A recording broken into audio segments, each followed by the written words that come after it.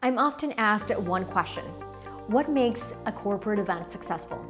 I'm Arianne Alcorta, an award-winning, Emmy-nominated TV journalist, university professor, and event moderator.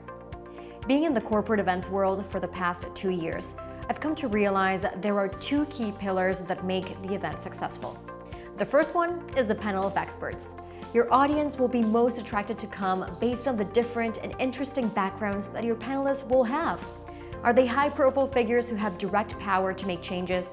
Do they have enough experience in your event's topic to provide thought-provoking points of view? And the second pillar is the moderator of such event.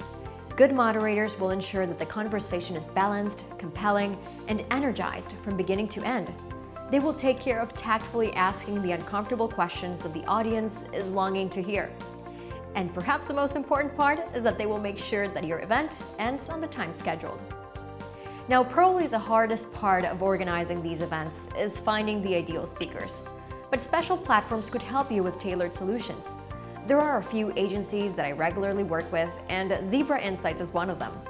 Zebra Insights has innovative global platforms backed by artificial intelligence.